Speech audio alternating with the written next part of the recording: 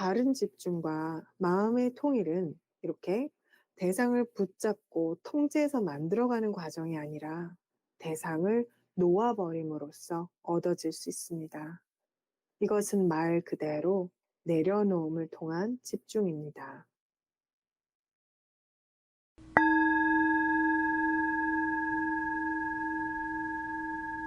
아날라요 스님의 아나빠나사티 수행 가르침을 이해하는 과정에서 바른 집중과 선정에 대해 조명해 보겠습니다. 특히 아날라요 스님의 저서인 호흡 마음 챙김 명상 초기 불교 문헌과 수행법 안내라는 내용을 주로 인용하거나 요약한 것입니다. 아나빠나사티와 바른 집중, 붙잡음이 아닌 내려놓음을 통한 집중과 통일을 조명해 보겠습니다. 아날라요 스님의 가르침에 따르면 아나빠나사티 경전의 가르침에서는 선정을 명시적으로 언급하고 있지 않습니다. 하지만 아나빠나사티 16단계 중 특정 단계에 이르면 마음은 선정에 자연스럽게 드는 조건에 인도될 수가 있습니다. 선종은 아나빠나사티 16단계 중에 12단계인 제또 위무떼, 마음을 해방하기와 직접적으로 연관이 있습니다. 이 상태는 장애들로부터 마음이 일시적으로 해방된 상태를 의미합니다. 이러한 자유는 평온과 연관되는데 특히 선정을 얻는 것과 관련이 있을 수 있습니다. 이 12단계에서 마음을 해방하기를 완수한다는 것은 아주 미세한 장애의 흔적으로부터도 완전히 자유로워야 하기 때문입니다. 12단계에서 마음이 장애들로부터 해방되어 선정에 들기에 적합한 조건을 만드는 데에는 세 번째 테트라드의 3단계들에서부터 이를 돕는 조건들이 완수되고 있다는 것을 볼 수 있습니다. 제또 위무띠에 해당하는 단계 이전에 나오는 마음에 대한 숙고에 해당하는 세 번째 테트라드의 단계들을 살펴보면 9단계에서 마음을 경험하기, 10단계에서 마음을 즐겁게 하기, 11단계에서 마음을 집중하기를 거쳐 12단계에서 마음을 해방하기에 이르게 됩니다. 9단계에서 마음을 경험하기 위해서는 의식, 즉 윈냐나를 포함한 마음의 여러 양상들을 알아차리는 것이 관련이 됩니다. 이 단계에서 마음이 충분히 고요해지면 마음이 그 자체로 휴식하여 동요 없이 호흡을 알아차리면서 직접적으로 마음을 경험하는 것이 가능해집니다. 이때 마음을 경험한다는 것의 요지는 내면으로의 전환을 통해서 감각문에 나타난 대상으로만 마음을 다 보내는 것이 아니라 그 대상을 알고 있는 순전한 암, bare awareness의 상태를 알아차리는 것을 말합니다. 이 단계에 와서는 정신활동이 이미 많이 고요해져서 생겨난 내적 평온함의 정도에 따라서 이 아는 마음이 곧바로 파악이 되기도 합니다. 이때 마음은 평소의 생각들이나 연상들로 인해 장애나 다른 번뇌들로 어지럽혀지거나 흐려져 있지 않습니다. 그리고 이를 위해서는 대상을 향해 돌진하는 마음 챙김이 아니라 반응적으로 활성화되지 않는 뒤로 물러나기가 필요합니다. 그리고 대상으로 모든 주의를 보내지 않고 내면으로 돌아가서 마음 자체의 반응들을 또한 알아차리는 것이 필요합니다. 즉, 현재 마음의 상태를 모니터링하는 마음 챙김이 잘 기능할 것이 필요합니다. 이 기능이 잘 되어야 선정의 요소들을 마련할 수 있기 때문에 내면으로 향하게 되는 9번째 단계는 선정을 얻기 위한 발판으로도 중요합니다. 이 과정을 거쳐 마음은 10단계에서 휴식하며 자연히 즐겁게 됩니다. 즉 여기서는 산만함에서 벗어나 정신적 활동이 멈춘 통일감을 맛보는 것에서 일어나는 심오한 고요함의 즐거움이 향유가 됩니다. 이때 깊은 정신적 평정이 관련해서 생겨납니다. 그리고 나면 11단계에서 이렇게 기쁘고 즐겁고 스스로를 자각하고 있는 마음은 저절로 집중이 됩니다. 여기서의 집중은 호흡이나 니미따 등의 한정된 대상으로 배타적인 주의를 보내는 좁은 초점을 말하는 것이 아닙니다. 우리가 흔히 사마타 수행이라고 생각하면 다른 대상들을 배제하기 위해 통제된 어떤 좁은 집중을 말하는 것이라고 생각하기 쉽죠. 오히려 여기서 말하는 집중은 마음이 스스로 휴식하여 편안하고 차분하게 그 자체로 애씀 없이 통일된 자연스러운 수렴의 느낌을 갖습니다. 이때 마음은 모든 주관적인 경험의 영역 전체가 편안함과 보살핌의 품에 안겨서 일상적인 마음에 자리하고 있는 좁아져서 생긴 마음의 파편화들이 없이 온전히 하나로 넓게 통합되는 것과 같습니다. 그러면 이제껏 유지해온 몸 전체에 대한 알아차림은 몸 전체와 마음 전체에 대한 통합된 하나의 경험으로서 전환됩니다. 여기서의 관건은 통제를 가해서 집중을 키우려는 시도를 내려놓는 것입니다.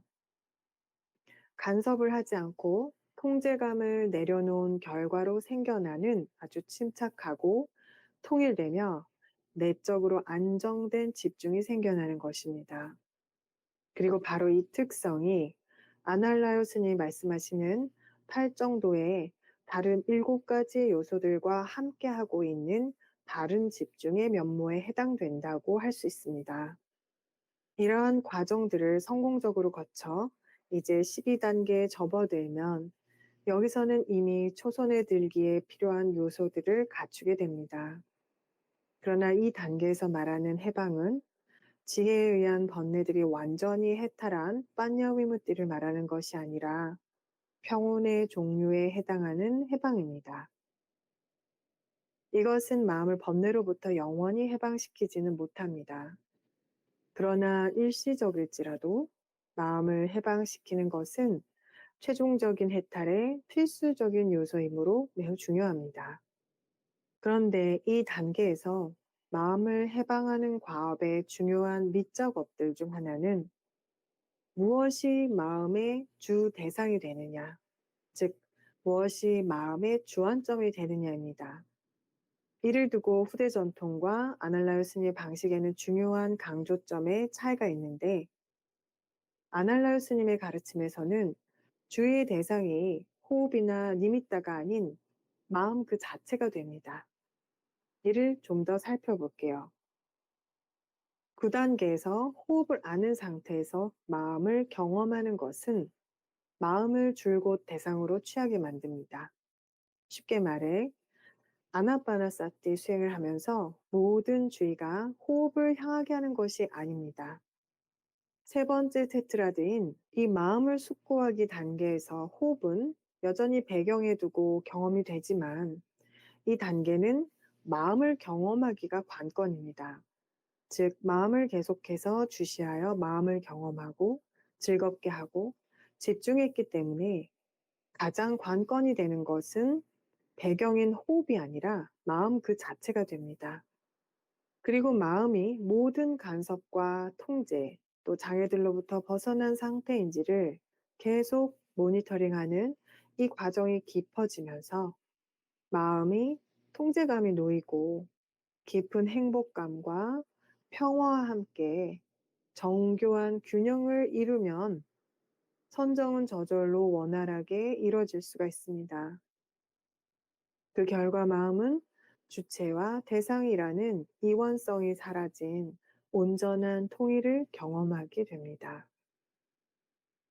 몇몇 후대 전통에서는 선정을 위한 수행에서 니미따 자체가 명상의 대상이 되기도 하며 이 내면에 비친 니미따라는 대상에 더 강조를 두는 경향이 있습니다.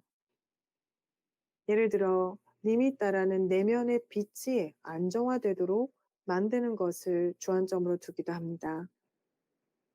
그러나 초기 불교의 경전에 따르면 빛 자체가 명상 대상이 된다는 인상이 없습니다. 혹은 선정에 들기 위한 특정한 방편이 되는 대상들에 대한 설명도 없습니다. 경전은 그 어떤 명상 대상에 대해서도 전혀 언급하지 않습니다.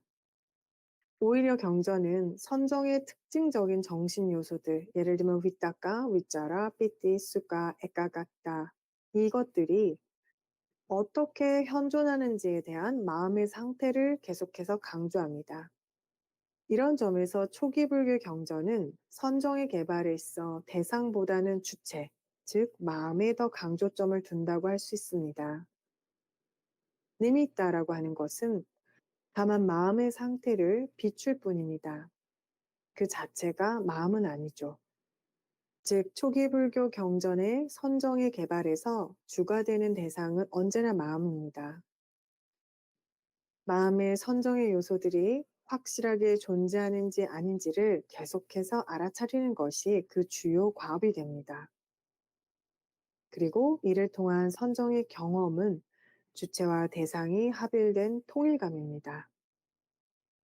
더 이상 그 어떤 통제를 시도하려는 그 모든 시도가 다 포기되어 생겨나는 합일된 통일입니다. 바른 집중과 마음의 통일은 이렇게 대상을 붙잡고 통제해서 만들어가는 과정이 아니라 대상을 놓아버림으로써 얻어질 수 있습니다. 이것은 말 그대로 내려놓음을 통한 집중입니다.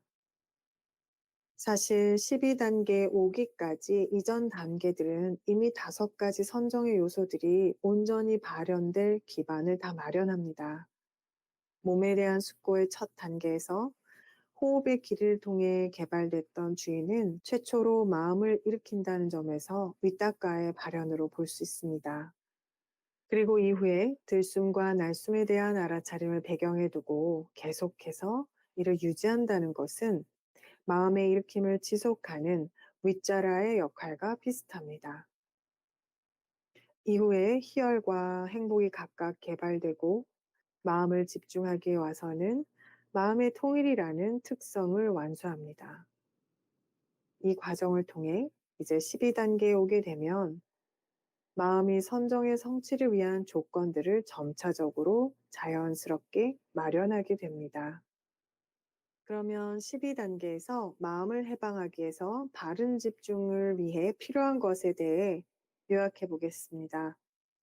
12단계에서 선정에 들었다면 선정에서 나온 후에 이 상태를 무상, 두카, 무아로서 자아가 없다고 통찰하고 숙고해야 합니다. 마음의 해방을 가로막는 장애 중에 자만인 마나가 있는데 이 부분이 성취가 되지 않고 이 상태를 나의 것, 나 혹은 나의 성취라는 것들과 동일시해서 집착을 하면 팔정도에서 말하는 바른 집중과 차이가 생기게 됩니다. 즉, 내가 선정을 얻었다는 생각 없이 선정을 경험해야 하는 것입니다. 이는 선정에 들지 않고 이 단계를 수행하는 경우에도 마찬가지입니다.